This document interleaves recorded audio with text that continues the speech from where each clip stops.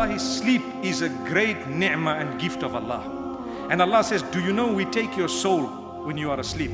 We take your soul. If death is written for you in your sleep, we keep that soul. So you die. And if death is not written, as soon as someone wakes you up, we send that, or as soon as you wake up, we send the soul back and you're out again. This is the explanation in the Quran. Allah subhanahu wa ta'ala says this in verse number 42 of Surah Zumar. If you read it, you'll get a shock. It means sleep is a small death, a certain type of extraction of the soul. How? Allah knows best. He didn't give us details. But medicine cannot explain it. That's one thing I can guarantee. It cannot explain it fully. It might come up with a little bit here and there, but never fully. They won't tell you how you dream and what happens and so on. Perhaps just ideas and suggestions, but guaranteed answer? No. Subhanallah. This is Allah's gift. Allah says they won't know. Amazing. So Allah says in that verse number 42, it is Allah who takes the souls away at the time of the death. Allah takes them away.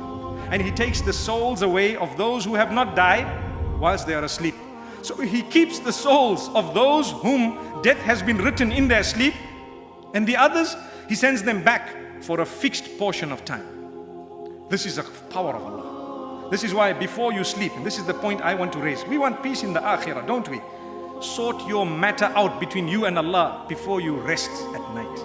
Before you close your eyes, ask Allah's forgiveness. Say, Ya Allah, in amsakta nafsi faghfir laha. This was the dua of Muhammad sallallahu alaihi wasallam. If you take my soul away, forgive it. Before he slept, he said this dua. In amsakta nafsi faghfir laha. If you have taken my soul away in my sleep, then forgive it. Wa in arsaltaha fahfadha bihifdhika alladhi tahfadhu bihi ibadaka as-salihin. And if you are going to send my soul back, then protect it with the same protection that you protect your righteous slaves by. What a powerful dua. So we should be making this dua before we sleep. That, oh Allah, I'm going to sleep. If you take my soul away, forgive it. Ya Allah, I have no option but to have hope in your mercy. Ya Ilah al-Alamin. Look at us here. We are sitting with so much love, solely for the sake of Allah. Ya Allah, grant us from your mercy.